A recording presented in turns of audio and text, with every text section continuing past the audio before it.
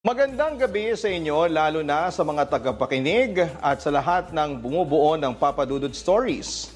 Sana po ay maibigan ninyo ang storyang ibabahagi ko lalo na sa mga magulang at mga ulilang anak. Samantala palagi kaming nakatutok ng aking mga kasamahan sa trabaho sa inyong programa, maging sa radyo man o sa YouTube. At kahit na bawal ang radyo sa trabaho ay sige pa rin kami. Sa katunayan, Papa Dudut ay nilalakasan pa namin ang speaker. At hindi naman kami pinapagalitan ng mga boss namin dahil maski sila ay nakikinig din. Kapag gabi naman ay inaabangan ko ang mga kwentong tampok mo sa iyong YouTube channel na Papa Dudut. At nakikinig talaga ako sa bagong uploads mo bago matulog. Siya nga pala Papa Dudut, tawagin niyo na lamang po ako sa pangalang Jenny, 24 years old, at isang staff sa isang lending company sa Maynila. Samantala ay sisimulan ko na lamang ang kwento ko noong bata pa ako. Nung una ay lumaki ako sa isang masaya at buong pamilya. Akala ko'y wala ng katapusan yon pero nagkamali ako.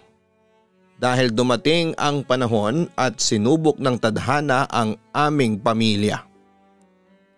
Isang gabi bigla na lamang akong ginising ng aking kapatid dahil nag-aaway noon ang aming mga magulang.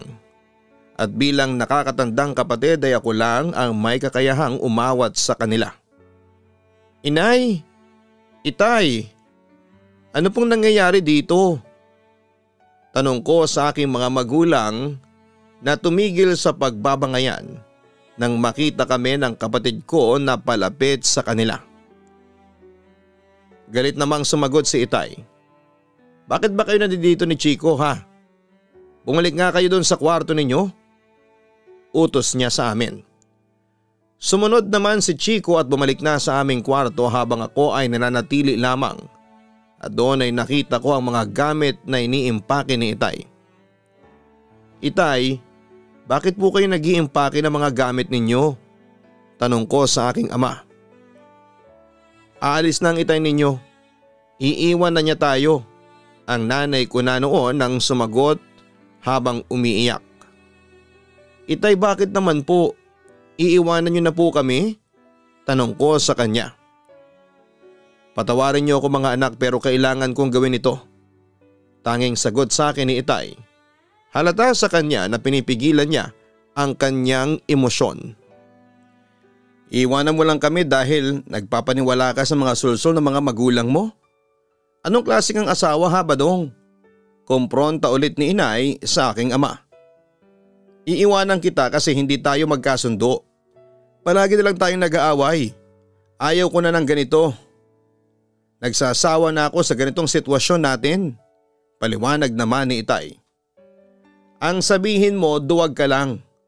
Takot na takot ka sa mga magulang at kamag-anak mong matapobre.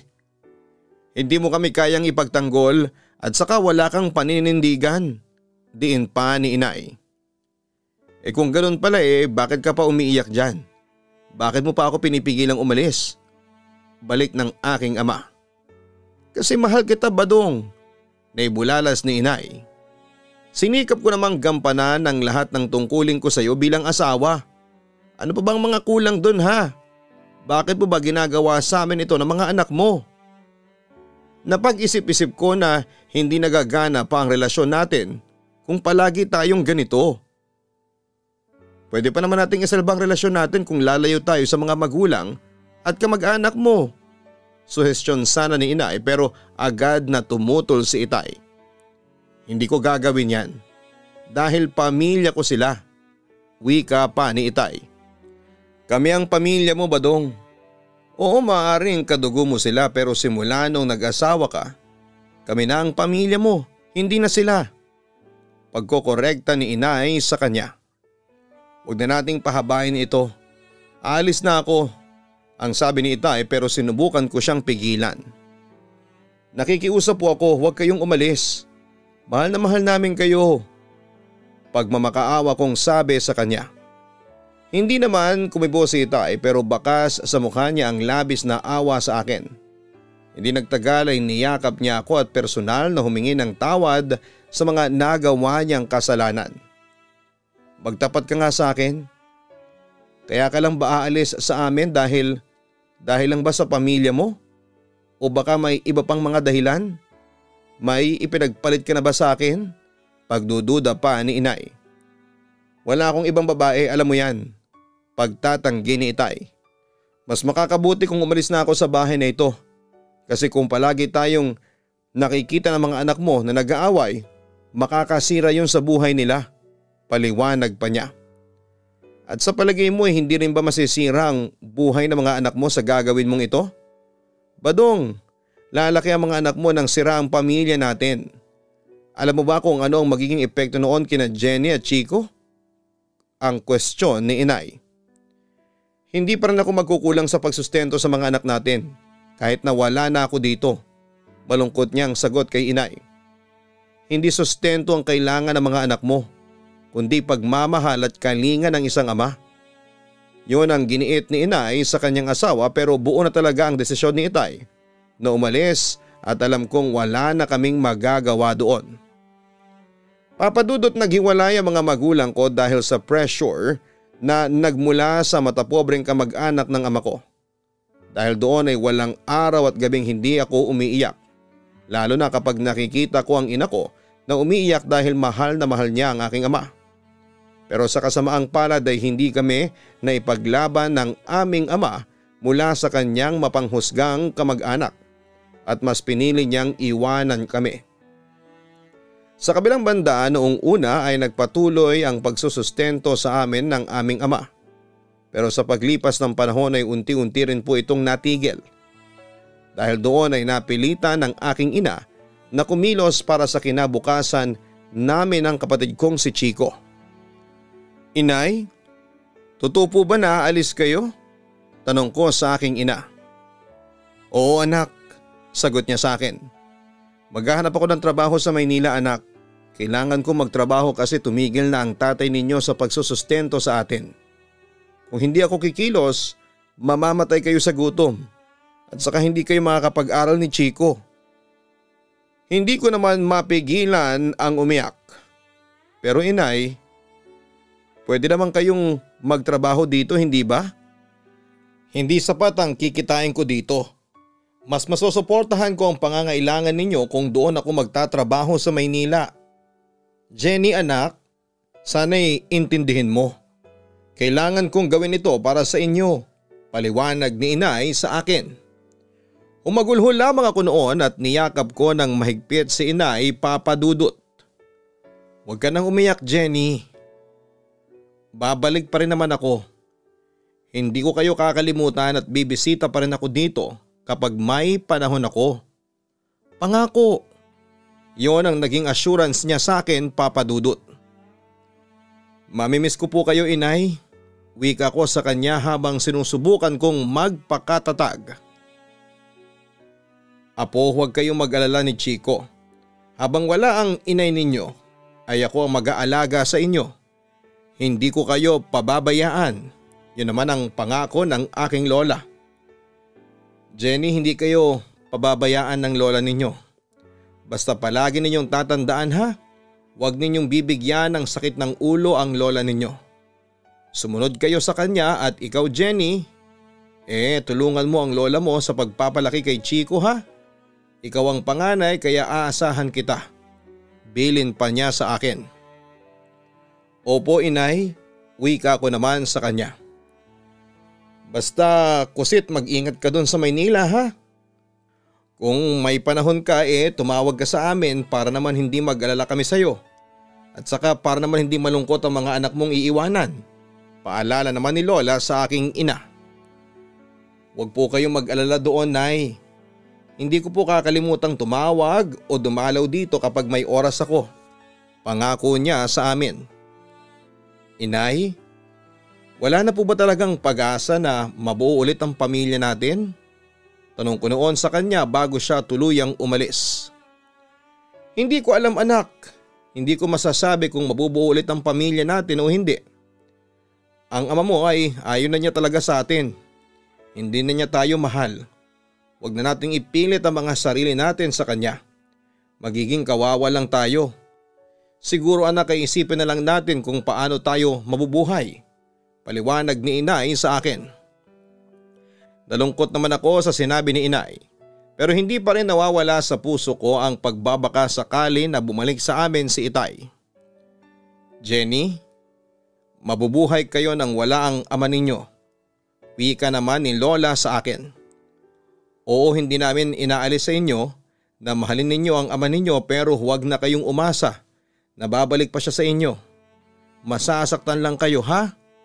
Malungkot na pagpapatuloy niya. Papa Dudut, na iwan kaming magkakapatid sa pangangalaga ng aking lola Ita. At siya ang nagpaaral at nagpuno ng anumang pagkukulang sa amin ng mga magulang namin. Pero hindi sapat yon para makalimutan ko ang mga magulang. Papa Dudut, araw at gabi na umiiyak ako at nagdarasal na sana'y mabigyan ng pagkakataon na mabuo muli ang aming pamilya. Pero lumipas ang panahon. Unti-unting nawala ang aking pag-asa lalo na't dumating ang aking ina na may kasamang ibang lalaki. Jenny, siya nga pala. Ipapakilala ko sa inyo, siya ang Tito Cesar mo, wika ni inay. Samantala'y lumapit naman ang lalaki kasama ni inay. Kumusta Jenny? Bati nito sa akin. Mabuti naman po ako tito, magalang kong tugon. Pagkatapos ay muli akong bumaling kay inay. Bakit niyo po siya kasama dito? Tanong ko pa sa kanya. Anak, kaya ko sinama ang Tito Cesar mo dito ay para makilala kayo at para makilala niyo rin siya. Jenny, bali ang Tito Cesar mo ang bagong nagpapasaya sa buhay ko ngayon. Pagtatapat ni inay sa akin. Nung una'y naguguluhan pa ako kung ano ang ibig niyang sabihin. Ano po ang ibig ninyong sabihin, Nay? Si Cesar at ako bali nagmamahalan kaming dalawa. Sumigunda naman si Tito Cesar. Tama ang inay mo, Jenny. Nagulat at kinalaunan ay nanlumo ako sa mga narinig kong balita. Hindi ko noon matanggap na wala ng pag-asang mabuo pang muli ang aming pamilya. Paano na po si itay? Tanong ko noon kay inay. Hindi ko pa naman makakalimutan ang itay mo. Kaso anak, alam ko na maintindihan mo rin ako pero kasi mas mahal ko ang Tito Cesar mo. Sinusubukan ni inay na ipaliwanag sa akin ang kanyang side. Inay, ibig sabihin po ba niyan hindi na po mabubuo ulit ang pamilya natin? Nanlulumo kong tanong. Hindi na mabubuo ang pamilya natin dahil wala na ang itay mo. Kinalimutan na niya tayo. Magiging masaya pa naman tayo kahit na wala ang itay mo. Si Cesar handa siyang magpakaama sa inyo ni Chico. Dagdag pa ni inay pero hindi naging madali para sa akin ang tanggapin yon. Tama ang inay ninyo. Handa akong akuin ang responsibilidad sa inyo na hindi inako ng ama ninyo. Nahihiya ngunit sinserong pahayag naman ng bagong pag-ibig ng aking ina. Jenny, sana'y tanggapin ninyo si Cesar para sa akin. Pakiusap pa niya sa akin. Dahil sa labis na panlulumo ay napasigaw ako sa pagtutol, Papa Dudut. Hindi po inay. Kahit kailan ay hindi po mapapantayan ni Tito si itay. Si itay ay si itay. Hindi siya mapapalitan ng kahit na sino. Naintindihan ko pero sana anak, hayaan mo akong maging masaya ulit sa buhay.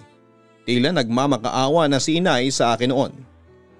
Minahal ko naman ang tatay mo pero hindi ako naging masaya sa piling niya.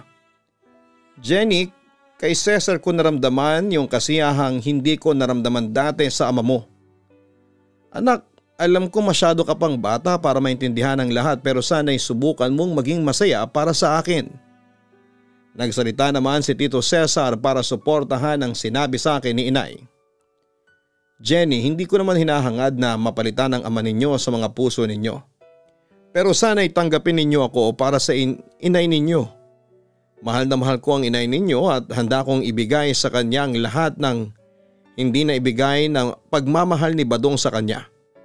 Kung pagbibigyan ninyo ako ni Chico ay handa akong maging ama sa inyo. Paniniguro niya sa akin. Ano po ba ang magagawa ko, inay?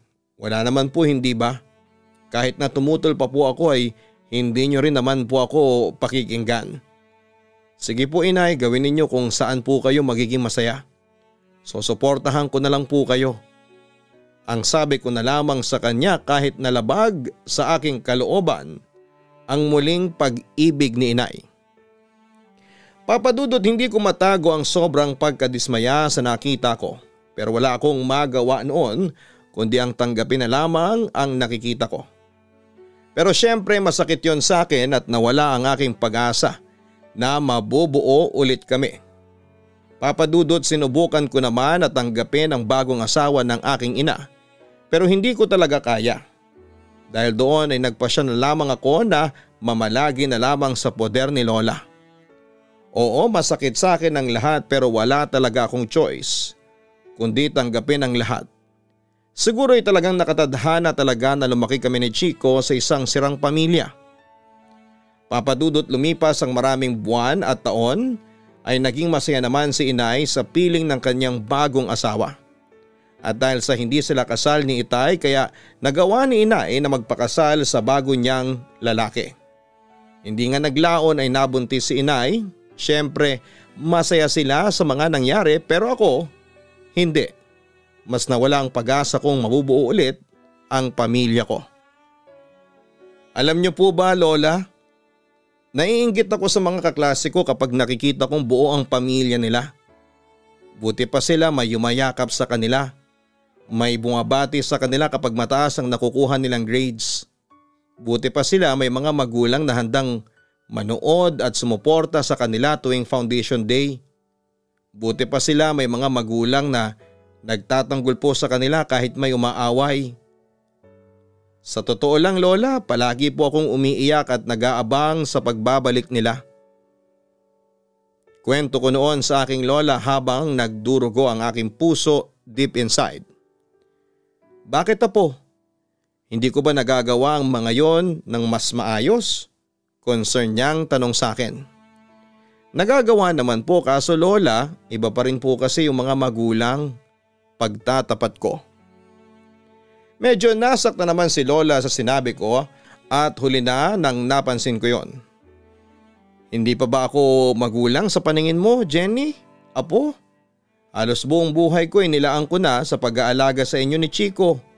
At kahit na matanda na ako ay hindi na ako makagawa dahil sa katandaan ko pero pinipilit ko pa rin kasi ayaw kong magkulang sa inyo. Sinisikap kong maibigay sa inyo ang pagmamahal na hindi na ibibigay ng mga magulang ninyo. Apo, kulang pa ba yun? Tanong pa niya sa akin. Agad ko namang na-realize ang aking pagkakamali, Papa Dudut. Hindi po, Lola. Pasensya na po. Naiintindihan naman kita. Lola niyo lang naman ako. Iba pa rin yung pagmamahal ng isang magulang. Malungkot na wika ni Lola. Agad ko namang siyang niyakap, Papa Dudut. Lola, huwag na po kayong magtampo sa akin. Hindi ako nagtatampo sa inyo. Normal lang sa mga batang tulad ninyo na hanapin ang kalinga ng inyong totoong magulang. Kaso ngay hindi maibigay ng mga magulang ninyo ang kailangan ninyong kalinga at pagmamahal. Yon ang malungkot na katotohanang sinabi niya sa akin.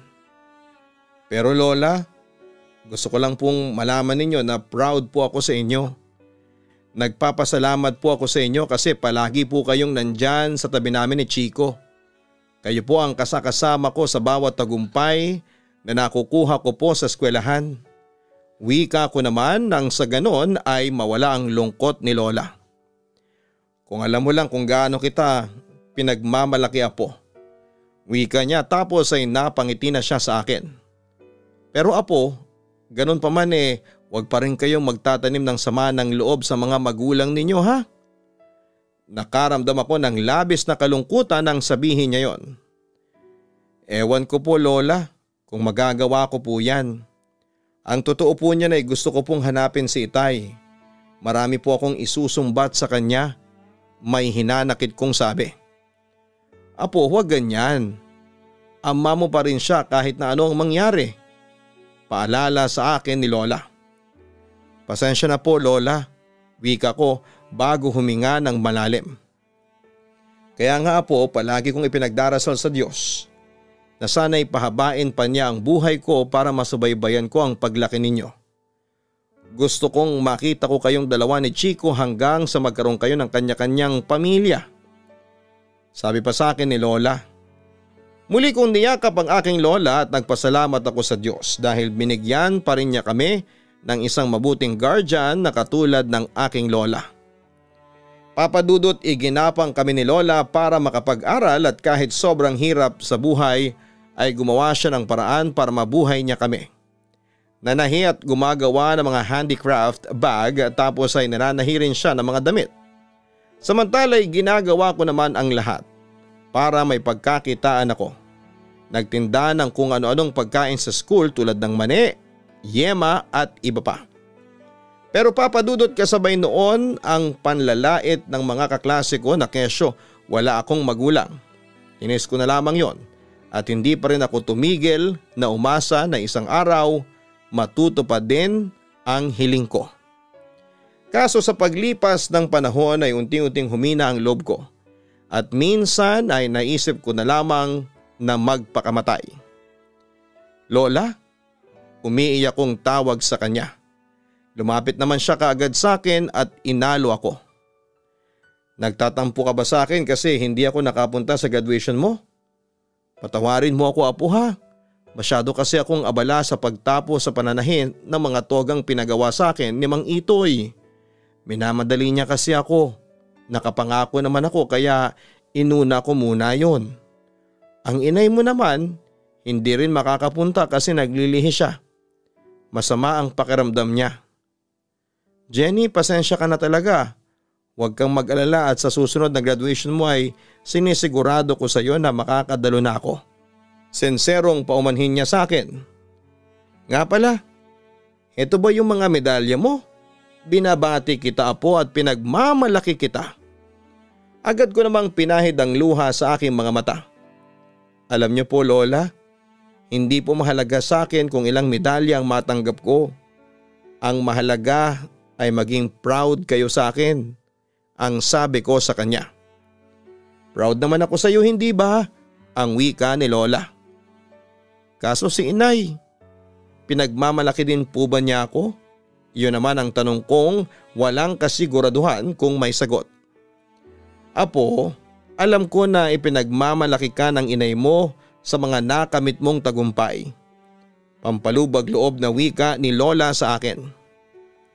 Lola, kung alam niyo lang po kung ano yung nararamdaman ko kanina. Malungkot kong sabi sa kanya nang maalala ko ulit yung malungkot na eksena sa graduation ko. Sa lahat kasi ng mga estudyante ako lang ang walang magulang. Teka, kasama mo naman si Aling Selly na pumanhik sa entablado hindi ba? Nagpatuloy naman ako sa pagsasalita. Opo, kaso Lola iba pa rin yung mismong kayo o yung mga magulang ko ang magsasabit sa akin ng medalya. Ang totoo po niyan Lola, halos maiyak po ako kanina kasi pakiramdam ko ay mag-isa lamang po ako. Walang nagmamahal sa akin. Naiinggit po ako sa mga kaklase ko. Kahit na wala silang award na nakuha pero masaya pa rin silang kasama ang mga magulang nila. Samantalang ako kahit na tambakan pa nila ako ng medalya, hindi pa rin ako magiging masaya kasi wala po kayo doon. Ang kwento ko sa kanya. Naiintindihan kita apo. Naikwento nga sa akin ni Selly na iyak ka raw ng iyak habang sinasabit ang kanya ng medalya. Kumalat daw yung makeup mo sa mukha. Malungkot niyang sabi. Sino po bang hindi iyak doon? Nakikita ko po yung mga kaklase ko na kaliwat kanang nandyan ang mga magulang. Lola, hiling ko po sana sa Diyos na sana'y magkabalikan ulit ang mga magulang ko. Yun naman ang sabi ko sa aking lola na alam kong hindi na rin matutupad ng Diyos dahil may kanya-kanyang buhay na ang aking mga magulang. Hanggang ngayon umaasa ka pa rin ba dyan? Hay apo, huwag mo nang pahirapan ang sarili mo. Lalo ka lang masasaktan yan concern niyang sabi sa akin. Ngunit ng mga panahon na yon ay puno pa rin ako ng pag-asa kahit na walang assurance kung makakamit ko ba talaga yon o hindi. Hindi pa rin ako nawawala ng pag-asa, Lola. Baka maawa po sa amin ni Chico ang Diyos at gumawa siya ng himala. Samantala'y napansin ni Lola na buhol-buhol ang mga kumot ko. At alam niya agad ang ibig sabihin noon. Inamin ko naman sa kanya na nagtangka nga akong magpakamatay. Hindi sagot ang pagpapakamatay, apo. Nagsisimula ka pa lang sa buhay mo at maliit pa lang yung pinagdaraanan mo kumpara sa akin. Jenny, marami ka pang pagdaraan ng mga pagsubok sa buhay at hindi sagot ang pagpapakamatay. Apo, magpakatatag ka kasi humingi ka ng tulong sa Panginoon. Hilingin mo sa Kanya na bigyan Kanya ng lakas at tibay ng loob. Huwag kang sumuko, naiintindihan mo ba ako? Nag-aalalang wika ni Lola sa akin. Tumango naman ako bilang sagot kay Lola. Jenny, apo, alam ko ang nararamdaman mo pero huwag mong isipin na nag-iisa ka. Nandito ako, kami ng kapatid mo. Handa kaming tumulong at dumamay sa iyo. Hindi ka nag-iisa at kasama mo kami. Mahal na mahal ka namin, Jenny. Yun ang assurance na ibinigay sa akin ni Lola. Dahil doon ay labis akong nakonsensya at humingi ako ng tawad sa Panginoon dahil sa tangka kong pagpapakamatay. Papadudot, iyon ang isa sa mga hindi ko makakalimutang sakit na naramdaman ko, ang pumanhik sa entablado ng walang kasamang magulang para magsabit sa iyo ng medalya. Dahil doon ay wala akong ginawa kundi ang umiyak na lamang. May pagkakataon na nagtangka akong magpakamatay pero napag-isip-isip ko rin na imbes na sirain ko ang buhay ko ay bumangon ako mula sa bigating nararanasan ko. At yun nga ang ginawa ko. Nilabanan ko ang lahat ng pagsubok na dumating sa akin at ilang taon nang lumipas nakasurvive din ako sa masalimuot na buhay ko noong bata pa ako. Papadudot, simula nang umalis ang aking ama ay pinangako ko sa sarili ko na hahanapin ko siya. 14 na taon nang lumipas pero nabigo ako. Hanggang sa isang araw ay hindi ko inaasahang muli kong makikita si Itay. Patawarin ninyo ako kung hindi ako nagpakita sa inyo ng mahabang panahon. Pinagsisisihan ko yung ginawa kong pangiiwan sa inyo. Hindi ko naman kayo mahanap kasi matanda na ako. Madalas akong magkasakit. Maintindihan nyo sana ako, mga anak. Wika sa amin ni Itay. Kasama ko rin noon si Chico na tuwang-tuwa na muling makita ang aming ama. Wala na po sa akin yun, Itay. Naiintindihan ko. Ang mahalaga lang po ay nagkita po ulit tayo. Sagot ko naman sa kanya. Siya nga pala, kumusta ang nanay ninyo? Curious na tanong niya. May asawa at ibang pamilya na si Inay. Masaya na po siya sa buhay niya ngayon. Ang kwento ko naman. Ganon ba? Mabuti kung ganon. Malungkot na wika ni Itay sa amin. Kayo po, Itay, kumusta na po kayo? Tanong naman ni Chico sa aming ama. Ayos naman kahit na nag-iisa. Hindi na ako nag-asawa simula nung naghiwalay kami ng inay ninyo. Kayo, nabalitaan ko na ang lola ninyo ang nagpalaki sa inyo. Heto, sa loob po ng maraming taon ay malungkot kami. Umaasa na muling maibabalik ang masayang pamilya natin kaso hindi po kami pinagbigyan ng Diyos. Pagtatapat ko sa aking ama. Agad naman kaming inakbayan at hinagka ng aming ama. Mga anak, malaki ang pagkakasala ko sa inyo kasi binigyan ko kayo ng sirang pamilya. Alam ko dahil doon kaya naging malungkot ang buhay ninyo. Pero pinagsisisihan ko na yon. Hindi bale ngayon nagkita na ulit tayo ay hayaan nyo akong bumawi sa inyo. Yun ang pangakong binitawan ni Itay sa amin ng kapatid ko.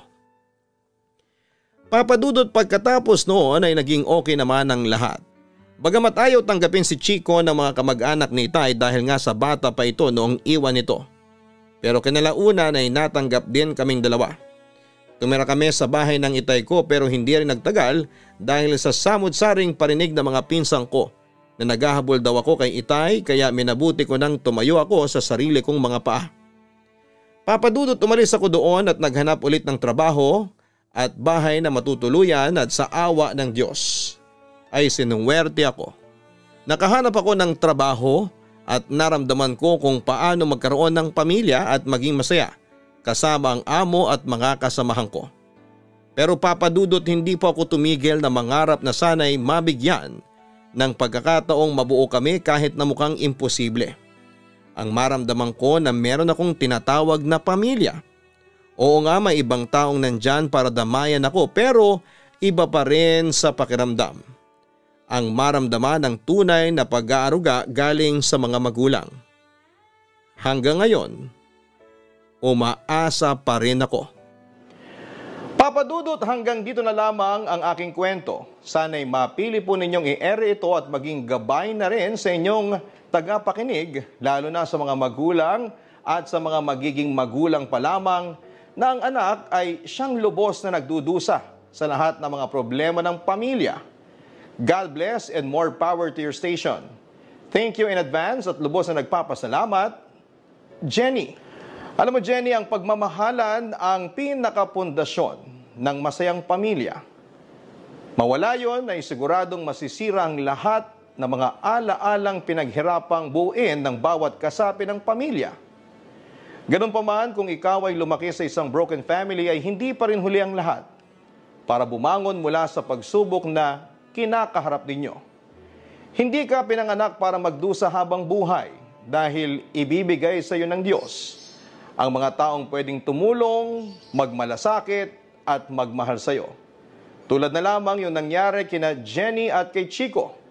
Ang lola nila ang ibinigay sa kanila ng Diyos para punan ang mga pangangailangang hindi maibigay ng mga naghiwalay na mga magulang.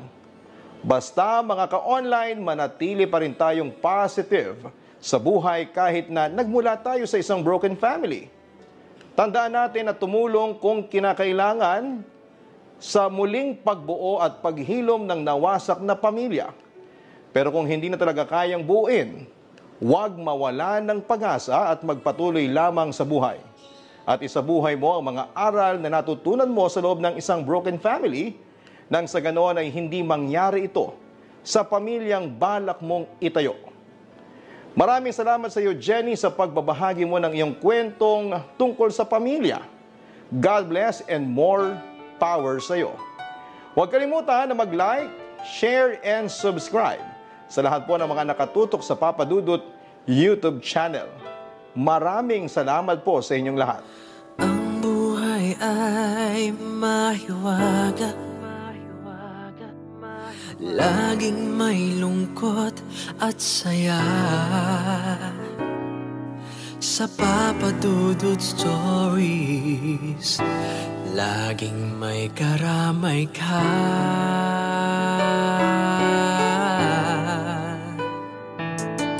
Mga problemang kay bigat, dito ay pakikinggan ka. Sa Papa Dudut Stories, kami ay iyong kasama. Dito sa Papa Dudut Stories, ikaw ay hindi nag-iisa.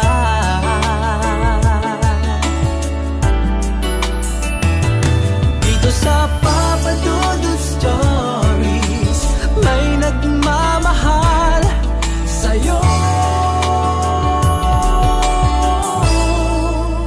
Papa Dudut Stories, Papa Dudut Stories, Papa Dudut Stories.